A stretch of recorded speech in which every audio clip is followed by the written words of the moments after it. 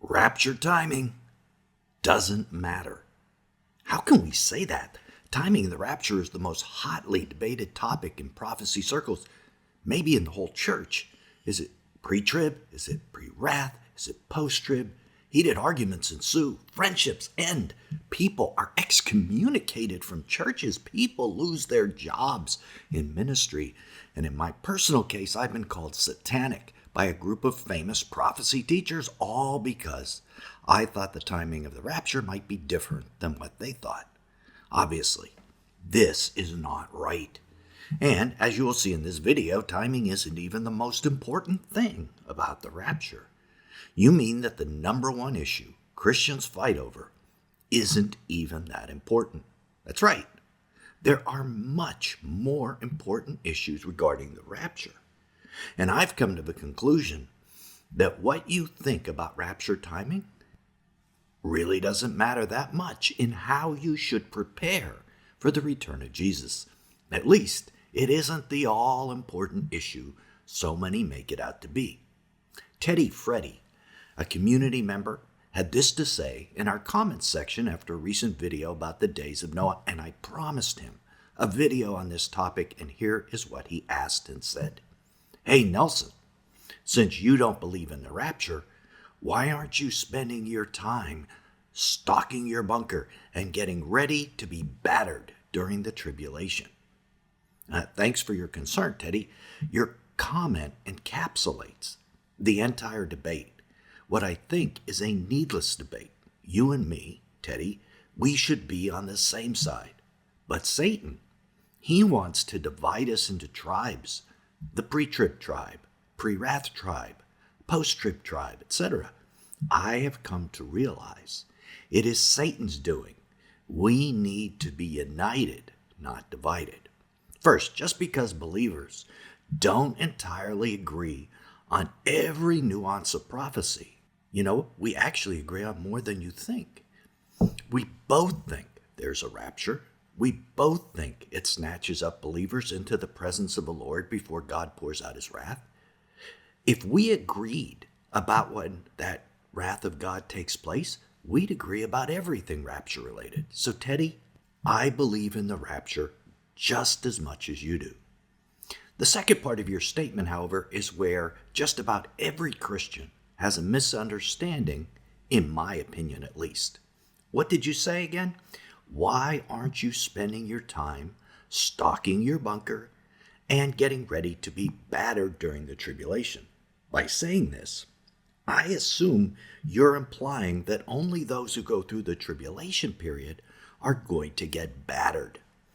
That if Christians escape the tribulation period, they'll also escape being battered. Escape the hard times. Escape all the hard times. That if the rapture is pre-trib, nothing bad is going to happen.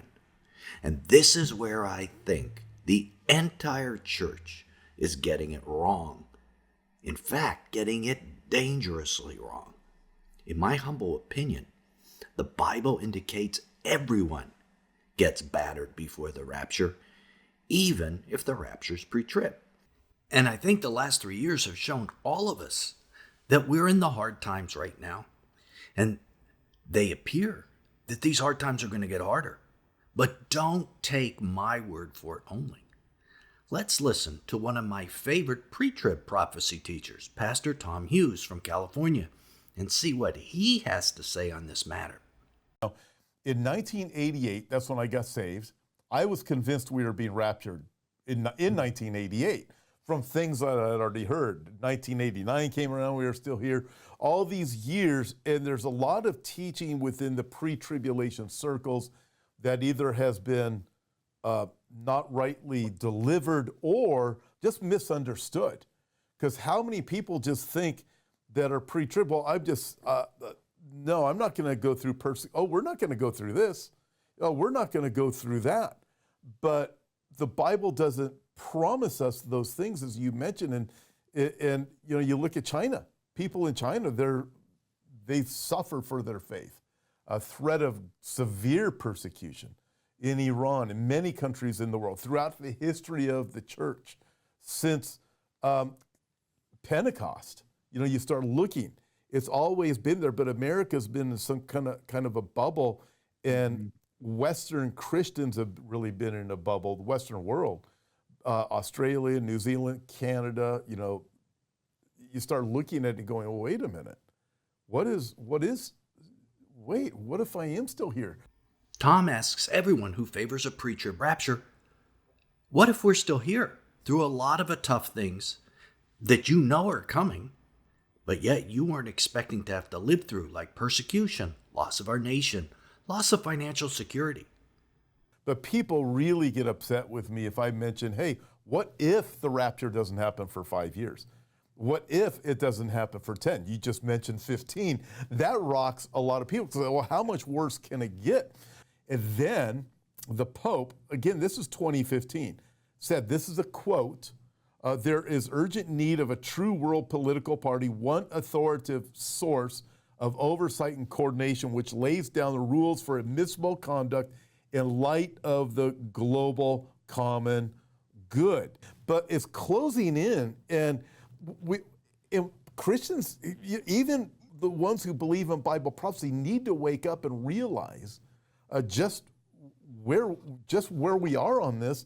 And we could easily wake up in a world where we have digital currency, and is that the mark of the beast? Because you and I both know that question is definitely going to be in the front, and there's going to be many people that are going to say it is.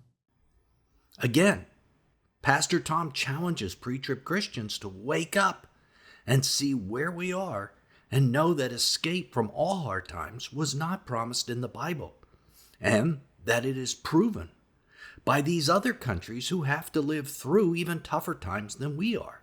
Through the last 3 years, we can see the pressure, and what we are witnessing is, I totally agree. It's like the whole system of the beast is being set up. And I think what it is, Mondo, is a lot of people, even in Bible prophecy world, are equating the setup for the system of the beast to be the system of the beast. And it's not. Everything has to be set up. And Satan needs this world to be ready for his man Antichrist to be installed. And he's preparing it. He's preparing everything. The people that are going to be on his side, the technology, everything. That's what's happening. Rather than focusing on escaping, most of the teachers I know are now focused on the threats: the World Economic Forum and one world government, the LGBTQ radicals, transhumanism, the crash of the economy, etc., etc., etc., as they should be. The escape comes second. Persecution comes first. And that is where we should focus all our attention. Focusing on the escape is an old teaching that is dangerous in today's world. So the issue isn't pre-wrath, or post. It's, will we be persecuted first? What must we do if we are? If you're ready for that, by the way, for imprisonment, loss of houses, even martyrdom, and you're ready for anything, even if you're wrong about the rapture, you can go into the tribulation knowing you're prepared for all the things it may entail. Okay, let's look at what Scripture says about hard times before the rapture. 1 Thessalonians 4:17, Revelation 3:10, verses that the pre-tribulation rapture camp all agree apply to a pre-trib rapture. Let's start with the verse we brought up first, Revelation 3:10. It promises hard times before the rapture. Let's look at it. Because you have kept my word about patient endurance, I will keep you from the hour of trial that's coming on the whole world to try those who dwell in the earth. Now, practically every Christian reads this verse and sees what they want to see, the protection aspect. But did you ever notice this protection is dependent on Christians doing something? It's a contingent phrase. Jesus said, because you have kept my word of patient endurance, I will keep you from the hour. Jesus is telling the church of Philadelphia that this church will have patiently endured for the cause of Christ prior to being protected from the hour. Every single member protected will have endured first. Everyone raptured will have patiently endured. Everyone. No one escapes scot-free. I think that's the takeaway lesson that is missing in the church in America. Let's look at the word patiently endure. In Greek, it's hypomones. Thayer's Greek lexicon says it is unswerving steadfastness in the face of even the most severe trials and suffering. That is what Jesus tells us all those raptured will have shown. Steadfastness in the face of trials. Trials before the tribulation, and for some, after the tribulation. Because in order to be steadfast, you have to have a trial to be steadfast against. And because Revelation 3:10 says everyone will have patiently endured, this means a generalized time of trial has to take place first. A trial every believer endures. Revelation 3:10 proves hard times are coming for all Christians. If you believe Revelation 3:10 is a pre-trib verse, it says that those expecting a pre-trib rapture will be persecuted first. This word, hypomones, is found in some of the most famous Bible passages, like Romans 5:3. We rejoice in our suffering, knowing that suffering produces endurance, hypomones, and endurance produces character, and character produces hope. God uses suffering to produce this patient endurance. This is just like James 1:2-4. Count it all joy, my brothers, when you meet trials of various kinds, for you know that the testing of your faith produces steadfastness. And that's the word hypomones again, or patient endurance. And let steadfastness have its full effect, that you may be perfect and complete, lacking nothing. So God uses severe difficulties to grow us. He doesn't protect us from it. He protects us from his punishment, from his wrath. Later, in James 5:11, he uses this word to describe Job, of all people. You have heard of the steadfastness of Job. This is the trait God tells us everyone who is going to be raptured will have. They will have the endurance of Job. Why? Because times will get hard before the rapture. That's the takeaway lesson. Here's how John defines patient endurance in Revelation 13:10. If anyone is to be taken captive, to captivity he goes. If anyone is to be slain with the sword, he must be slain. Here is a call for the endurance, hypomones, and faith of the saints. Again, not easy things, yet this is exactly the word Jesus uses for all those who are raptured, even if the rapture is pre-trib. See, it isn't a timing issue. It's what to expect before the rapture. And it isn't your best life now. It's hypomones, patient endurance in the face of adversity. This is a major reason that Last Days Overcomers, our ministry, are holding conferences all over the USA to bring unity to the body. We're all in this together. We're going to need each other. We can't be arguing about the timing of the rapture. We need to be preparing for what is to come before that rescue. Let's look at a second famous verse, 1 Thessalonians 4:17. Then we, who are alive and remain, shall be caught up together with them in the clouds to meet the Lord in the air, and so we shall always be with the Lord.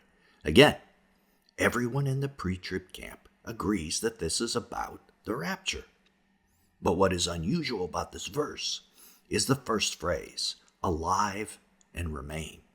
The Greek words here have a different meaning than our English ascribes to them. The first word does mean alive, but the second word, perilepomai, more properly means left behind or surviving. Left behind. Isn't that interesting? Left behind from what? Survived what? It implies something happens that takes the life of many in the body of Christ before the rapture and leaves only a few alive and remaining. Jesus asked, when he returns, will he find faith on the earth? Why did he ask that? because most believers die prior to the rescue. That is not what we're hearing in our churches, is it? Perhaps this is what the prophecy of Mystery Babylon is speaking of. In our opinion, on this channel, most of the church is completely confused about that as well.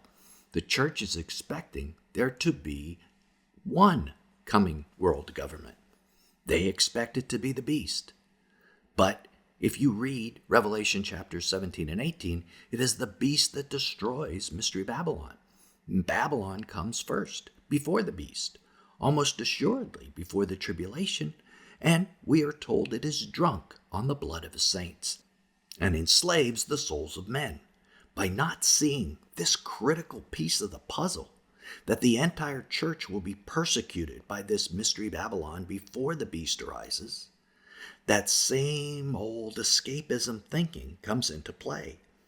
I can't tell you how many people think the coming New World Order is the beast empire. It is not. It is Mystery Babylon that comes before the beast, the one run by its merchants who use pharmakia to come to power. There are two evil empires that rule over the kings of the earth, and Mystery Babylon, the first one, kills Christians. It's drunk on their blood, and likely all of this is prior to the tribulation and prior to any rapture. Teddy, in the video you commented on, we gave an example that I think hit home with you, and that's what caused your comment.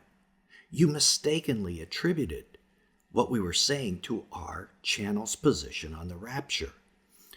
But we were discussing the days of Noah. Nearly everyone believes Noah is a symbolic picture of the rapture. Pre-tribs do, pre-wrath does, post-trib does. Everyone agrees.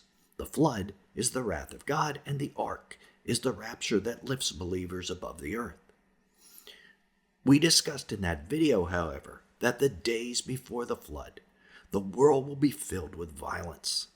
That means that back in his day, Noah and his family were enduring that violence. So, the days of Noah in the future, that Jesus tells us will be like the original days of Noah, will come before the rapture and will be days of violence also. That is a major takeaway about what the days of Noah is teaching us. In the days of Lot, another rapture analogy that Jesus gave us, look at what was happening to Lot when the angels visited his house.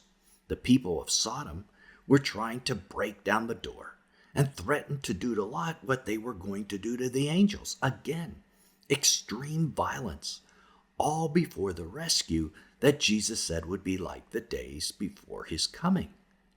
We are entering the days of Noah and the days of Lot, days of violence before the rapture.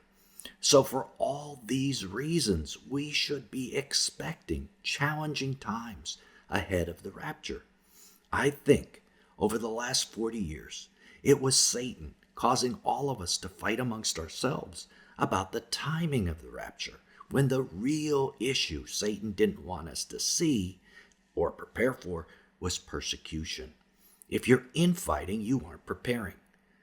Pre-wrath, and post are all fighting against each other instead of preparing. Now, if you are prepared for persecution and economic collapse, as we said before, you're prepared for anything. The persecution of the Great Tribulation is just a more widespread and maybe more intense version of what comes first. And honestly, that may be how God is going to prepare his people for more difficult days. It's like exercising. You lift lighter weights at first, then heavier as you get stronger. God allows you and I to experience less intense hard times, and then we are more able to experience the more severe hard times. And this should not surprise us. Look at what the Apostle Peter has to say. Beloved, do not be surprised at the fiery trial when it comes upon you to test you as though something strange were happening to you, but rejoice insofar as you share Christ's sufferings, that you may also rejoice and be glad when his glory is revealed. That's at the rapture. 1 Peter 4:12-13. Peter tells us, don't be surprised when we're in the midst of these hard times, but rejoice instead. A verse or two later, he says this, explaining why we have that fiery trial. For it is time for judgment to begin at the household of God. 1 Peter 4:17. See, Peter is saying the same thing we are. Judgment happens to God's people before it happens to the ungodly. So rapture timing really doesn't matter, as we've been saying all along. All of us, regardless of our belief in rapture timing, need to prepare spiritually, emotionally, and physically for very difficult times that will come before the rescue. And these hard times are probably coming sooner than you or I even think. In just a month or two, the UN is going to vote about creating a health dictatorship. Click right here to keep watching and learn about how the World Health Organization is about to acquire all power over medicine worldwide, including the countries you live in, to require you to take treatments they say or medicines they require, to lock down the nations, etc. Till then, this is Nelson, and I'll see you there.